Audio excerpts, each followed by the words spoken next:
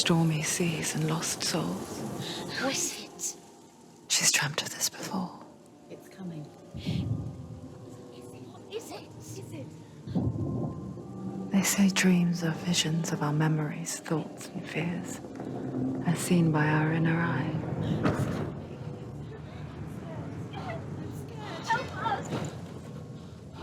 But what if each one of us is always dreaming, even when awake? And we only see what our inner eye creates for us. Is this what hell is? A world shaped by Senua's nightmares. Maybe that's why people fear seeing the world through her eyes. Yes, she's scared. Because if you believe that Senua's reality is twisted, you must accept that yours might be too.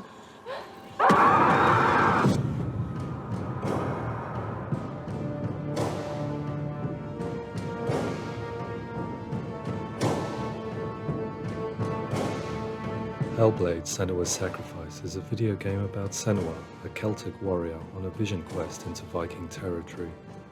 But what sets our hero Senua apart is that she suffers from severe psychotic mental illness. He knows she's getting closer. He can feel her coming closer. They know you're here. They're watching. They're watching. The original idea for Hellblade was to create a classic hero's journey, a journey of suffering, but one where the fantasy world is not another planet or alternate universe, but a world that is constructed in Senua's mind. But to do so would mean putting psychotic mental illness at the center of the experience, a subject that is still considered taboo, and a challenge that was both terrifying and exciting in equal measure.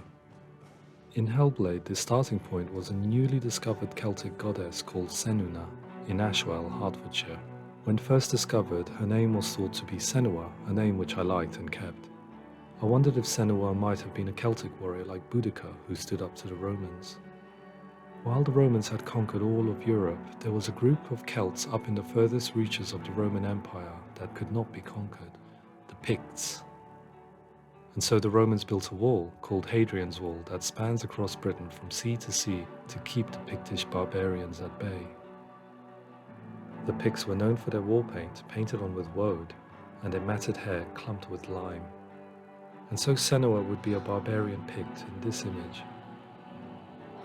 What's your name? Senua. I haven't seen you before. I don't leave home much. Oh, Zeno's daughter.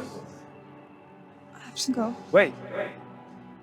Orkney is off the coast of Scotland and was inhabited by the Picts, steeped in history and mystery, and so I made Orkney Senua's home and set the stage for a crisis.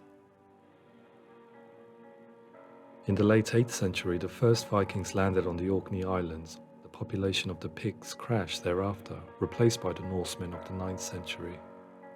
Were they wiped out? We don't know for sure, but it would seem likely given the reputation of the Vikings. The Northmen's brutality is legendary. High-ranking leaders and chieftains of the tribes they conquered were often offered as sacrifice to their gods. The most brutal of these sacrifices was known as the Blood Eagle. I imagine Senua as a young female warrior who returns home from exile to find her partner, Dillion, brutally sacrificed to a Norse god by these hellish warriors from a faraway land. I imagine the horror of this moment and how it would have dragged her deep into mental torment.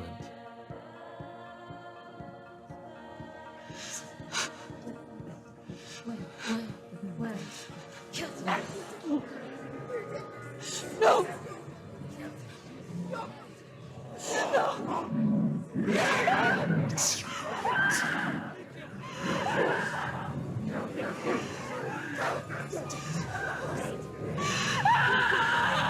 I came to learn that the Celts had a sophisticated and nuanced perspective on the nature of mental disorder. One term they used was gelt. A gelt is a man or woman who has been driven mad by a curse, battle trauma, or grief. The gelt would take to a life in the woods in search of penance, punishment, and purgation.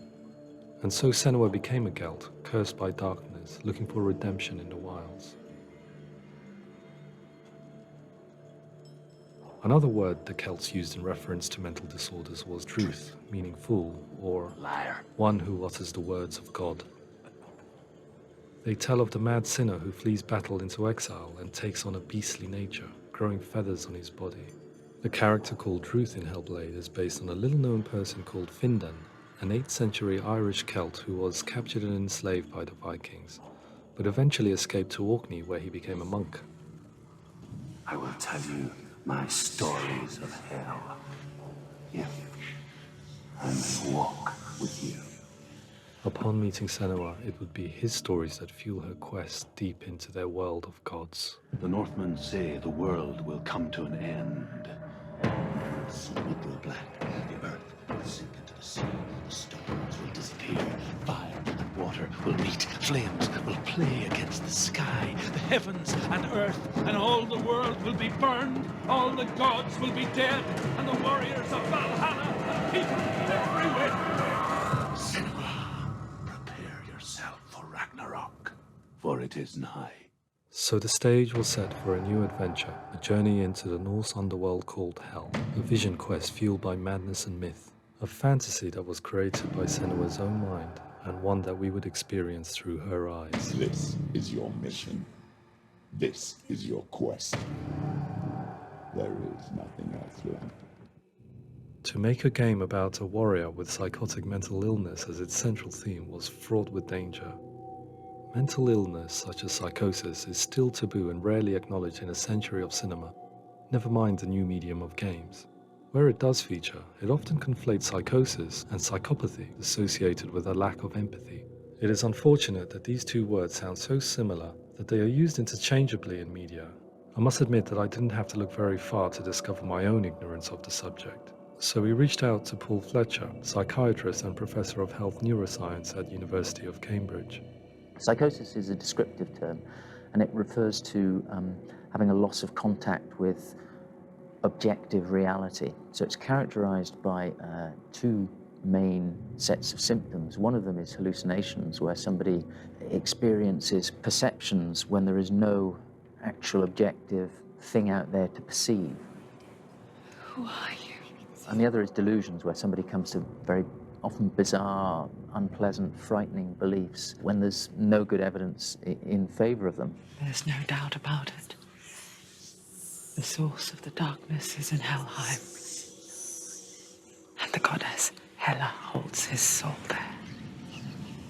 We reached out to Welcome, a biomedical research charity that spends billions on research and awareness programs aimed at improving health. Mental health hasn't always been presented in the media in a way that is particularly helpful. It can be challenging to engage people with the subject matter, and there are a lot of preconceived ideas about mental health, and particularly schizophrenia and psychosis. So we hope our support allows the team to continue to collaborate with Paul Fletcher and with those who have experience of psychosis to create a game that provides a fresh perspective on the condition and allows audiences to engage with it in a way that just wouldn't be possible in any other medium.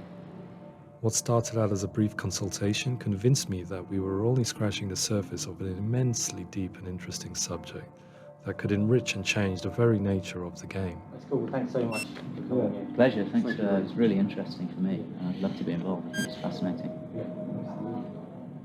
Our understanding of psychosis is still very much a mystery, and ways of treating it are still primitive compared to physical illness. After all, it is easy to see the pain and suffering caused by physical diseases or physical trauma.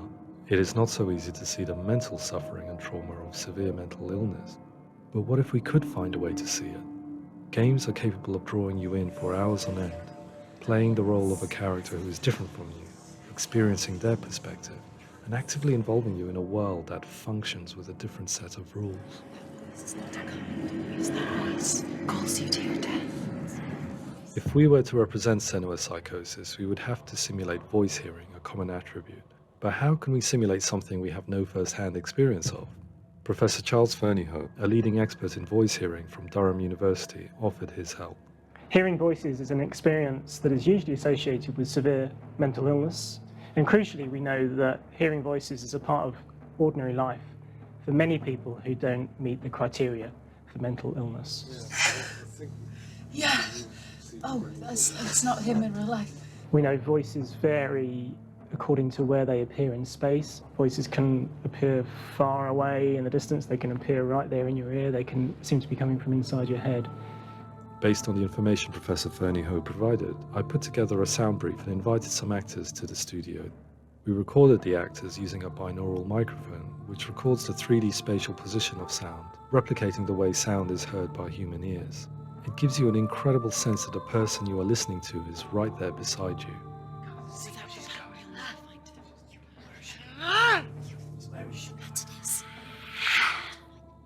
Rachel Waddingham from the Voice Collective came to our studio with 2 young voice hearers to speak to our team.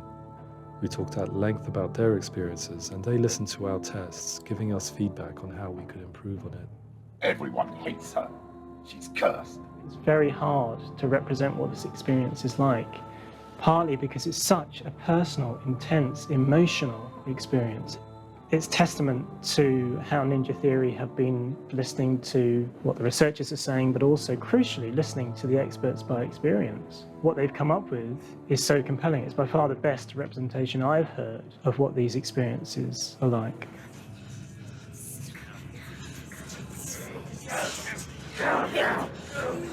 You killed him. Other common attributes of psychosis are visions and flashbacks. We met with Recovery College East, who work with and care for people recovering from severe mental disorders. A group of service users gave us their first-hand account of what they experience.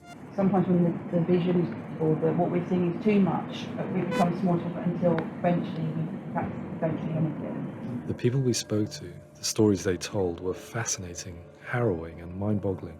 The reality of what people experienced was vivid, far exceeding what I could possibly have imagined. We went away itching to represent some of these visions and flashbacks in the game. As we all know, my heart is so, love is so far away. Don't you know how I wanna feel deeper? I could never know how you grow, all these days are killing me. Now I see deep in me insanity that's unfold. I just wanna feel deeper, deeper. I just wanna feel deeper, deeper.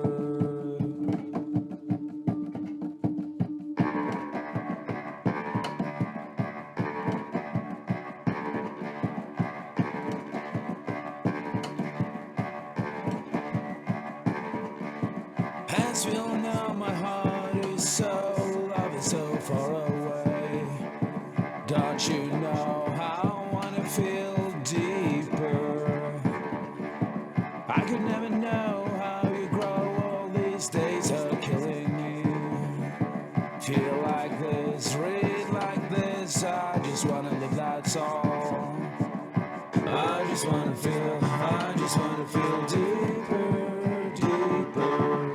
I just wanna feel deeper, deeper.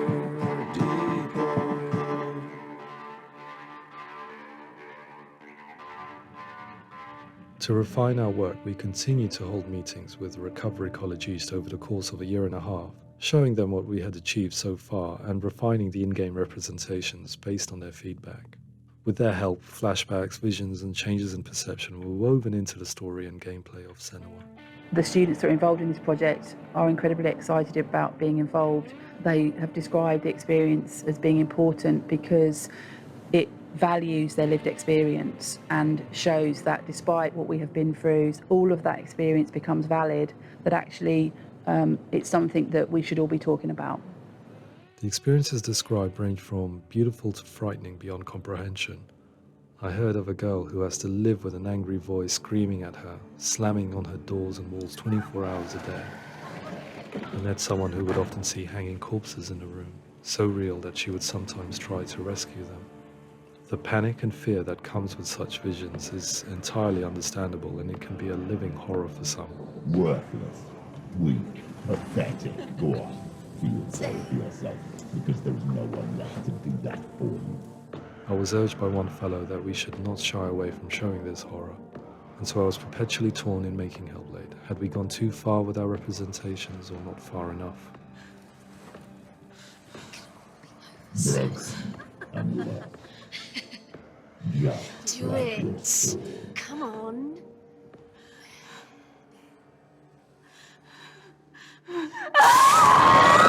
In some ways, voice hearing and visions were the low-hanging fruit, so to speak.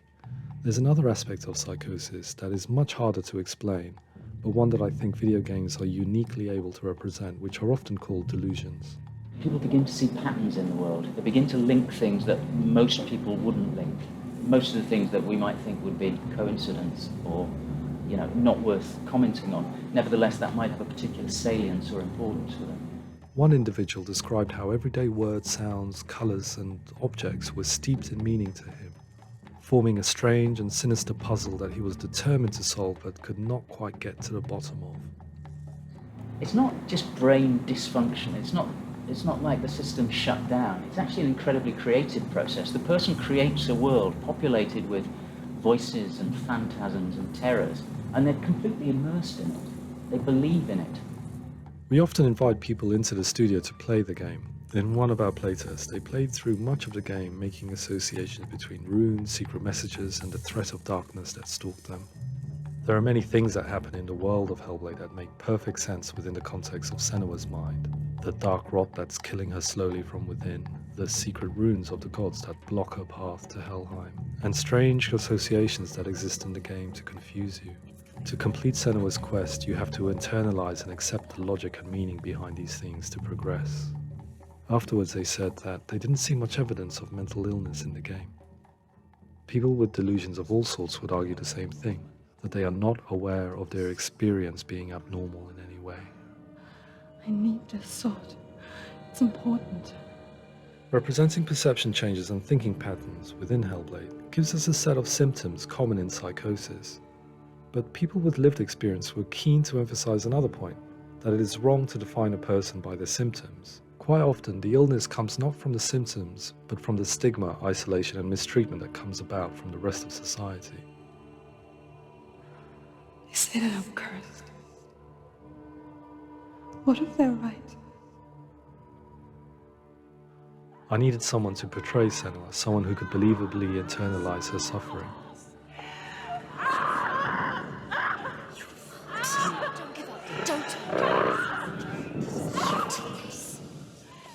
Melina Jurgens, our video editor, had been a stand-in for Senua over a few months while we perfected our motion capture techniques. Without realizing it, she had already auditioned for the role, and I knew her well enough to know that I didn't have to teach her to act, but to relive her own internal pain. As often is the case, those who have suffered mental anguish are never far from us.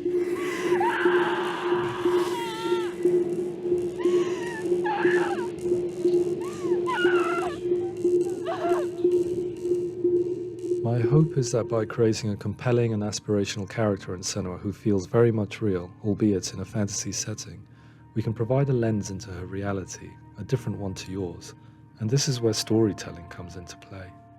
I imagined her life based on common threads in real people's lives.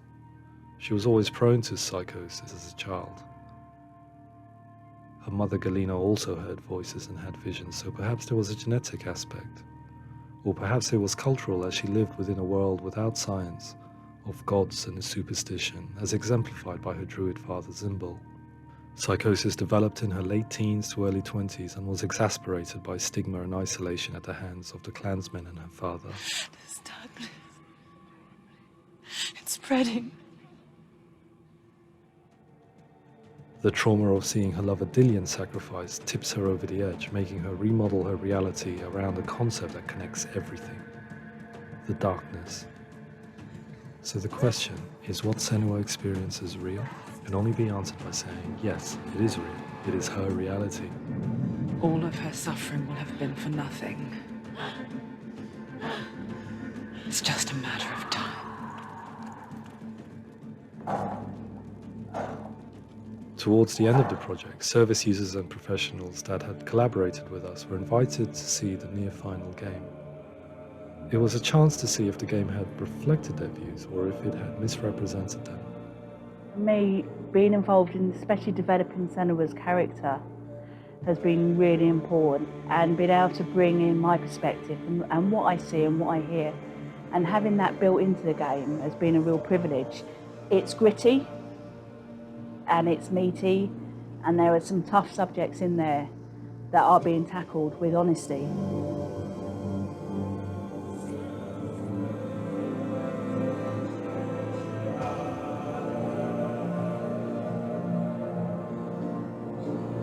I was blown away by it today, absolutely blown away. It was just fantastic to get the opportunity to use our lived experience in a very creative way. There's nothing tokenistic about the work we've put in. It feels like we've been listened to, things have been taken on board, and I think there was a lot of realism in the game itself, and it feels very authentic.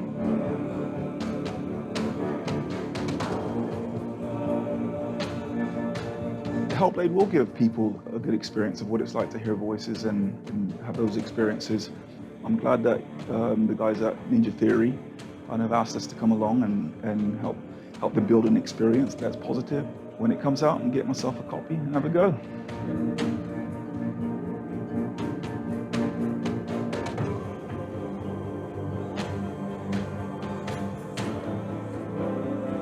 I think all the way through, I was really inspired by how the conversations have translated into the game in a way that I think I didn't imagine was possible. So wonderful, really wonderful.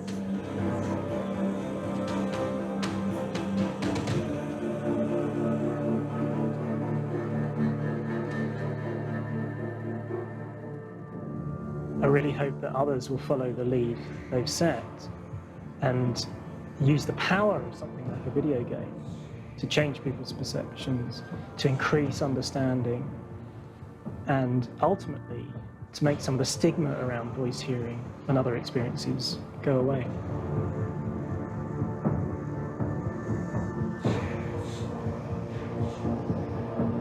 For me, it was really exciting to see something that I explore scientifically being represented so beautifully in a character who's trying to penetrate the mysteries of the environment in which they've been placed, with all of this strange uncertainty and noise and conflicting information that they're getting.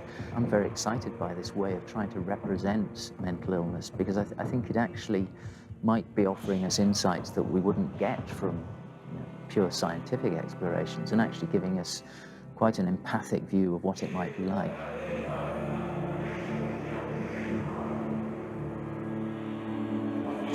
Mental illness has been with us for as long as we have been on this planet, but why?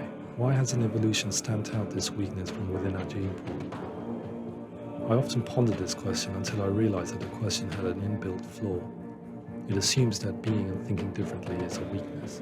The only reason we have computers, spacecraft, medicine, poetry, art, and yes, even video games is because individuals are able to simulate new abstract realities in their minds and share them with the rest of us.